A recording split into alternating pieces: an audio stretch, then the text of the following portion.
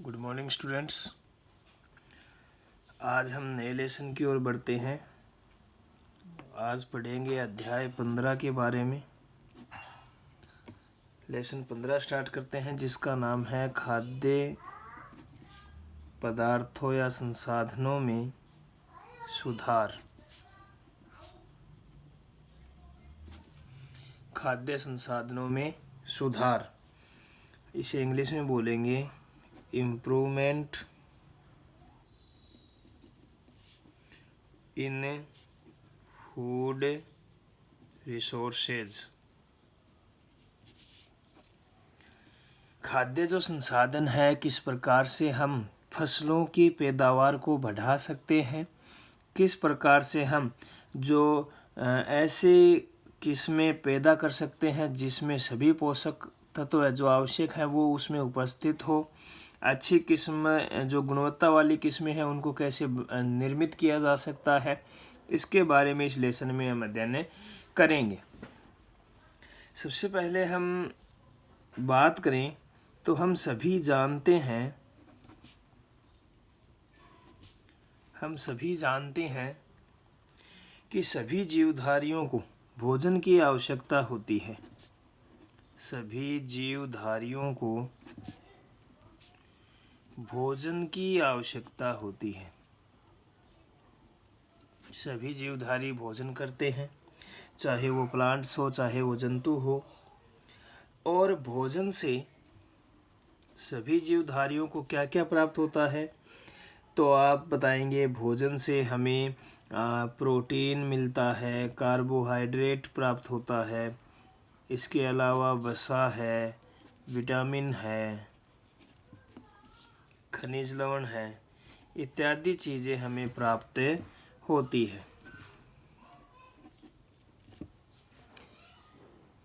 इन सभी तत्वों की आवश्यकता क्यों होती है, तो हमारी शरीर का विकास, हमारे शरीर की वृद्धि और स्वास्थ्य, इनके लिए हमें इन सभी आवश्यक तत्वों की आवश्यकता होती है। पौधे और जंतु दोनों ही हमारे भोजन के स्रोत होते हैं। हम पौधों से भी अपना भोजन प्राप्त करते हैं और जंतुओं से भी अपना भोजन प्राप्त करते हैं, क्योंकि मनुष्य एक सर्वाहारी जंतु है। वो मांस का भक्षण भी करता, मांस भी खाता है और इसके अलावा शाकाहारी भी होता है। अधिकांश भोज्य पदार्थ हमें कृषि से तथा पशुपालन से ही प्राप्त होते हैं। हम कृषि से अपना भोजन प्राप्त करते हैं, इसके अलावा पशुपालन करने से भी, चाहे वो मुर्गी पालन हो, चाहे वो दुग्ध उत्पादन के लिए गाय भैंस का पालन, बकरी का पालन हो। तो इस प्रकार से हमें जो खाद्य भोज्य पदार्थ है वो कृषि तथा पशुपालन से ही प्राप्त होते हैं। अब हम बात करते हैं कि फसल उत्पादन में उन्नति कैसे हो। फसल उत्पादन में उन्नति यानी कि हम फसल की पैदावार को बढ़ाने के लिए, उसमें उन्नति करने के लिए उत्पादन में क्या करें। सबसे पहले हम बात करें कि ऊर्जा की आवश्यकता के लिए अनाज जैसे कि गेहूँ, चावल, मक्का, बाजरा तथा ज्वार से हमें क्या प्राप्त होता है, कार्बोहाइड्रेट प्राप्त होता है। और कार्बोहाइड्रेट से हमें क्या मिलती है, ऊर्जा मिलती है। इसके अलावा अगर दालों की बात करें तो दालों में जैसे कि चना की है, मटर है, उड़द है, मूंग है, अरहर है, मैसूर है, इनसे हमें क्या प्राप्त होता है, प्रोटीन प्राप्त होता है। अगर हम तेलीय बीजों की बात करें जिनसे हमें तेल प्राप्त होता है, जैसे कि सोयाबीन है, सरसों है, मूंगफली है, तिल है, अरंड है, अलसी है, इनसे हमें क्या प्राप्त होती है? तेलों से वसा प्राप्त होती है। और जो सब्जियां हैं, मसाले हैं, फल है, इनसे हमें विटामिन प्राप्त होते हैं और विटामिन के साथ खनिज लवण व कार्बोहाइड्रेट, प्रोटीन और वसा भी प्राप्त होते हैं। अगर आपसे क्वेश्चन इस प्रकार से पूछा जाए कि कार्बोहाइड्रेट किन किन खाद्य पदार्थों से प्राप्त होता है, तो आप इन खाद्य पदार्थों के नाम बताएंगे। गेहूं, चावल, मक्का, बाजरा, ज्वार। अगर आपसे पूछा जाए प्रोटीन किससे प्राप्त होता है, किन खाद्य पदार्थों से प्राप्त होता है, तो आप दालों के नाम लेंगे। चना, मटर, उड़द, मूंग, अरहर, मैसूर। अगर आपसे वसा पूछी जाए किस खाद्य पदार्थ से प्राप्त होती है, तो आप बताएंगे तेलीय बीजों से हमें वसा प्राप्त होती है। और विटामिन, खनिज लवण की बात की जाए तो आप सब्जियां, मसाले व फलों के नाम बताएंगे। जो चारा फसलें होती हैं जिनसे हमें चारा प्राप्त होता है, मतलब हम पशुओं के लिए चारा उपलब्ध कराते हैं, पशुओं को चारे के रूप में खिलाते हैं, तो वो जैसे कि वर्सिम है, जई है, या फिर सूडान घास है, तो इनका जो उपयोग होता है वो चारे के रूप में किया जाता है, पशुधन के चारे के रूप में इनका उपयोग किया जाता है। आगे हम बात करें तो विभिन्न जो फसलें हैं, विभिन्न फसलों की अगर बात की जाए तो विभिन्न फसलों के लिए विभिन्न जलवायु संबंधी परिस्थितियां जैसे कि तापमान हो सकता है या दीप्तिकाल हो सकता है। दीप्तिकाल प्रकाश और पुष्पन क्रिया के बीच का संबंध होता है, इनकी आवश्यकता होती है। अलग अलग फसलों के लिए दीप्तिकाल, तापमान अलग अलग होना चाहिए। कोई फसल किसी तापमान में हो सकती है, कोई फसल के लिए दीप्तिकाल अलग हो सकता है। इसके लिए जो फसल है उनको long day plant, short day plant, इनमें भी बांटा गया है, जिनका अध्ययन हम 11वीं क्लास में करेंगे। तो इनकी क्या होती है? विभिन्न जलवायु परिस्थितियों की आवश्यकता होती है, जिससे इनकी समुचित वृद्धि हो सके, जिससे फसल की क्या हो सके? समुचित वृद्धि हो सके और वे अपना जीवन चक्र क्या कर सकें? पूरा कर सकें। आगे हम बात करें तो जो दीप्तिकाल होता है, दीप्तिकाल सूर्य का जो प्रकाश होता है के काल से संबंधित होता है। काल का मतलब यहाँ पे कितना सूर्य प्रकाश पौधे ने ग्रहण किया है उससे संबंधित है। पौधों में पुष्पन क्रिया यानी कि पुष्प का खिलना तथा वृद्धि दोनों ही किस पे निर्भर करती है? सूर्य के प्रकाश पर निर्भर करती है। जैसा कि हम सब जानते हैं, पौधे सूर्य के प्रकाश से ही क्या करते हैं? प्रकाश संश्लेषण द्वारा अपना भोजन बनाते हैं। तो प्रकाश संश्लेषण क्रिया के लिए भी सूर्य की आवश्यकता होती है, जिससे पौधे अपना भोजन बनाते हैं। कुछ ऐसी फसलें होती हैं, हम यहाँ पे 2 फसलों की बात करेंगे, एक खरीफ की फसलें और एक रबी की फसलें। खरीफ की फसलें वे फसलें होती हैं जिन्हें हम वर्षा ऋतु में उगाते हैं। कब उगाते हैं? वर्षा ऋतु में। और ये जो उगाई जाती है ये जून से प्रारंभ की जाती है और अक्टूबर तक होती है। इनमें जैसे कि हम बात करें, जैसे धान है, सोयाबीन है, अरहर है, मक्का, मूंग, उड़द आदि सभी किसकी है? खरीफ की फसलें हैं। इन्हें कब उगाया जाता है? वर्षा ऋतु में, और जून में इसको स्टार्ट किया जाता है उगाना, और ये फसल अक्टूबर तक क्या हो जाती है, तैयार हो जाती है। इसी प्रकार रबी की फसलें होती है जिन्हें हम शीत ऋतु में उगाते हैं, शीत ऋतु यानी सर्दियों में उगाते हैं।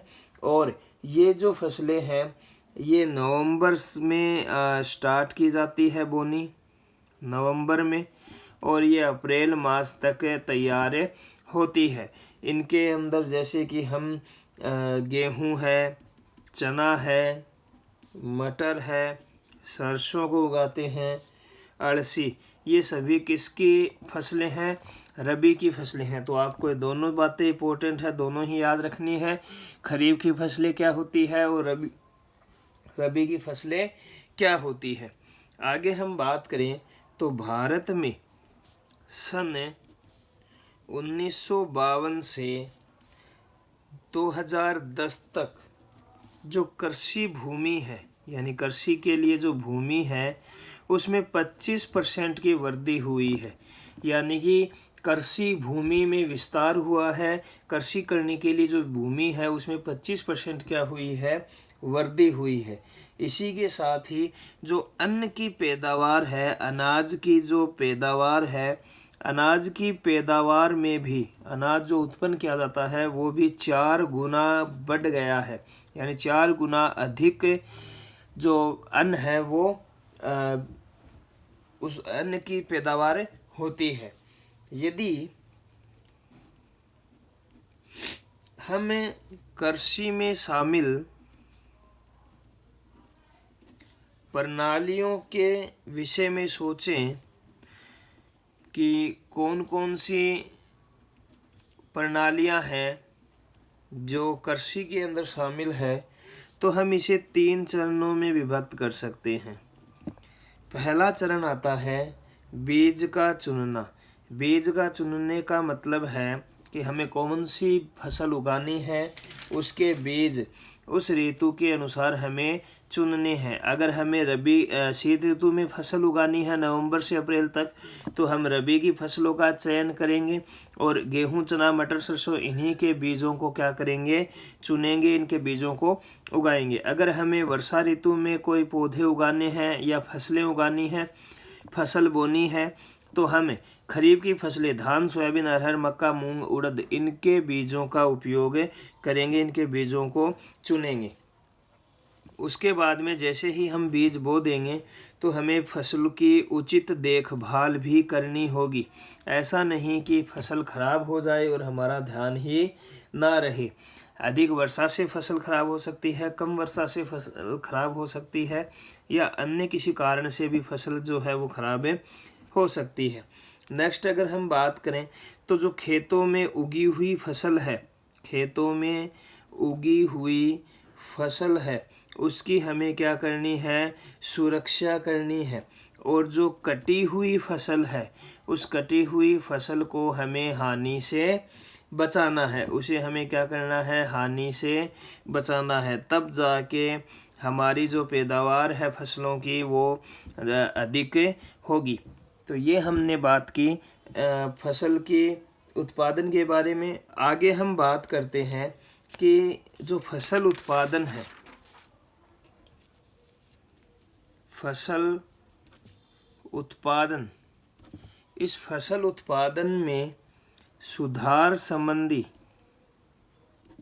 या सुधार प्रक्रिया में प्रयुक्त गतिविधियों को हम किस प्रकार से फसल उत्पादन में सुधार कर सकते हैं, इसकी प्रक्रिया में प्रयुक्त गतिविधियों को निम्न प्रमुख 3 वर्गों में बांटा गया है। पहला है फसल की किस्मों में सुधार।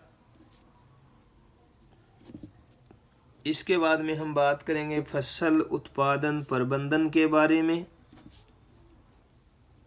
और फिर हम तीसरी बात करेंगे फसल की सुरक्षा प्रबंधन के बारे में, हम किस प्रकार से उसकी सुरक्षा कर सकते हैं। सबसे पहले हम बात करते हैं फसल की किस्मों में सुधार। फसल किस्मों में सुधार, हम किस प्रकार से फसल की किस्मों में सुधार करके फसल उत्पादन को बढ़ा सकते हैं।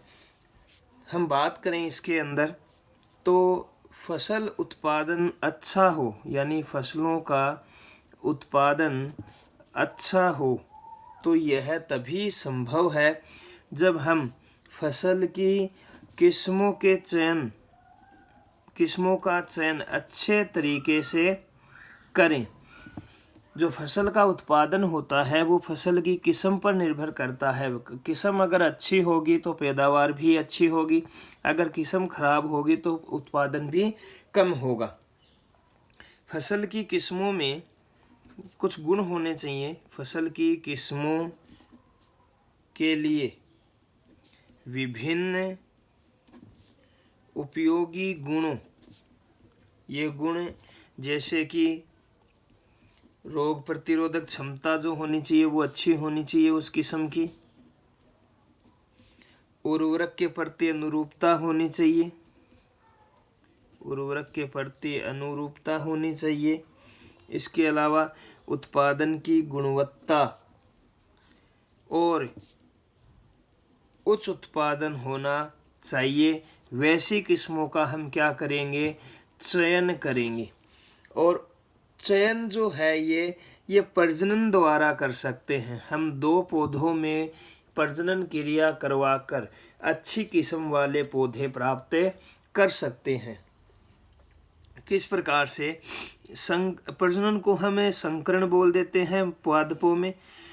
देखिएगा कि हम एक पौधा ऐसा लेते हैं जो अच्छी किस्म वाला है और इसका क्रॉस जो है, इसका जो संकरण है वो हमें ऐसे ही एक पौधे से करवा दे जो अच्छी किस्म वाला पौधा है, जिसके अंदर वो रोग प्रतिरोधक क्षमता अधिक है, जिसमें उर्वरक के प्रति अनुरूपता है, उत्पादन की गुणवत्ता है और उत्पादन भी अधिक होता है। तो इनसे जो संतति प्राप्त होगी उसमें इन दोनों के ही क्या होंगे, गुण होंगे। यानी हम ऐच्छिक गुणों वाली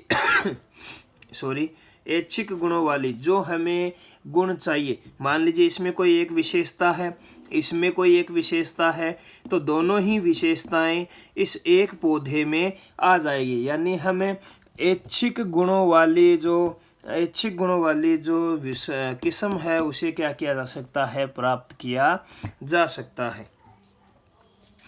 आगे हम बात करें तो ये जो संकरण होता है, ये संकरण अंतरा किस्मीय हो सकता है, यानी 2 विभिन्न किस्मों में हो सकता है। अंतरा जातीय हो सकता है, यानी कि 2 अलग अलग जातियों में हो सकता है। इसके अलावा अंतरा वंशीय हो सकता है, 2 अलग अलग वंशों के पौधों में हो सकता है।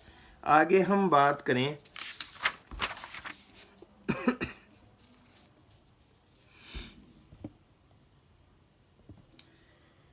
जो फसल सुधार की जो दूसरी विधि है, एक तो हमने संकरण पढ़ी, और फसल सुधार की जो दूसरी विधि है वो है कि हमें ऐच्छिक गुणों वाले जो जीन हैं, ऐच्छिक गुणों वाले जीन उस पौधे में क्या करा दिए जाएं, प्रवेश करवा दिया जाए। ऐसे जीन जो हम चाहते हैं कि ऐसे गुण पौधे के अंदर होने चाहिए, चाहे वो रोग प्रतिरोधक क्षमता वाला हो। मान लीजिए कोई किस्म है, कोई पौधा है, इसमें रोग प्रतिरोधक क्षमता क्या है, रोग प्रतिरोधक क्षमता कम है, तो इसमें ऐसे जीन का प्रवेश करवा दिया जाए इस पौधे के अंदर जिसमें रोग प्रतिरोधक क्षमता इसके अंदर अधिक हो जाए। तो ऐसे हम क्या कर सकते हैं, फसलों की किस्मों को सुधार सकते हैं। अब हम पढ़ते हैं कि किस्मों में सुधार के लिए कुछ कारक हैं जिनकी हम बात करते हैं। पहला कारक है उच्च उत्पादन। हम प्रति एकड़ फसल की उत्पादकता बढ़ाना। हम ऐसी किस्मों का प्रयोग करेंगे कि प्रति एकड़ में अगर हम बात करें तो फसल की उत्पादकता क्या होती रहे, बढ़ती रहे। हर साल जो उत्पादन है फसलों का वो ज़्यादा हो सके, ऐसे उच्च उत्पादन वाली किस्मों का हम क्या करेंगे, उपयोग करेंगे कृषि के समय। दूसरी हम बात करें उन्नत किस्में। उन्नत किस्मों का तात्पर्य है कि फसल उत्पाद की जो गुणवत्ता है, फसल उत्पाद की गुणवत्ता प्रत्येक फसल में क्या होती है, भिन्न होती है। प्रत्येक फसल में भिन्न होती है, यानी कि कौन सी फसल जो है ज़्यादा उत्पादन करेगी वो अलग अलग होता है प्रत्येक फसल में। तो जो फसल उत्पाद की जो गुणवत्ता होती है प्रत्येक फसल में क्या होती है, भिन्न भिन्न होती है। और दाल में, जिस प्रकार दाल में प्रोटीन की गुणवत्ता, तिलहन में तेल की गुणवत्ता होती है, फल तथा सब्जियों का संरक्षण जो है वो भी क्या है, महत्वपूर्ण है। तो इस प्रकार से प्रत्येक फसल में क्या होती है, अलग अलग उत्पाद की गुणवत्ता होती है। हम आगे बात करें जैविक तथा, नेक्स्ट पॉइंट है अजैविक प्रतिरोधकता।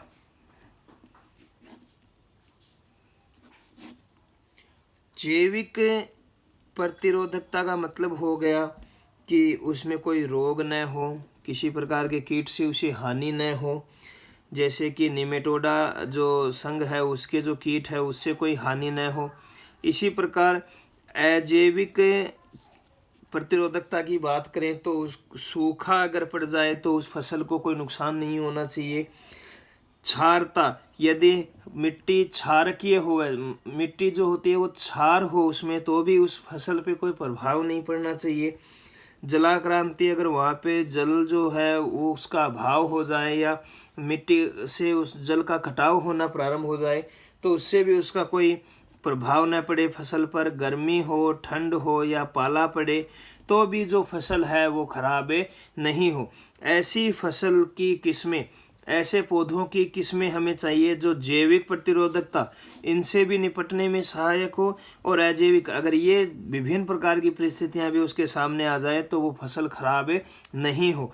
ऐसी किस्मों का हमें क्या करना है, चयन करना है, ताकि हमारी जो फसल उत्पादन है वो बढ़ सके। आगे अगर हम बात करें तो नेक्स्ट है इसमें परिपक्वन काल में परिवर्तन। हम क्या करें, ऐसी किस्मों का प्रयोग करें जिनमें अलग अलग ऐसी फसलें उगाएं जिनका परिपक्वन काल क्या हो, अलग अलग हो। जैसे कि इसमें क्या होता है कि फसल को उगाने से लेकर, फसल को उगाने से लेकर उसकी कटाई तक कम से कम समय लगे, कम से कम क्या लगे, हमें समय लगे। और ये क्या रहेगा, आर्थिक दृष्टि से भी हमारे लिए अच्छा रहेगा, क्योंकि जल्दी ही फसल का निर्माण हो जाएगा और जल्दी ही हम उस फसल को काट कर बेच पाएंगे। इससे किसान प्रतिवर्ष अपने खेतों में कई प्रकार की फसलें उगा सकता है। अलग अलग प्रकार के परिपक्वन काल, जिसका अलग परिपक्वन काल है, उसको खेत में उगाया जा सकता है, जिससे फसलें क्या है, उगती रहेगी।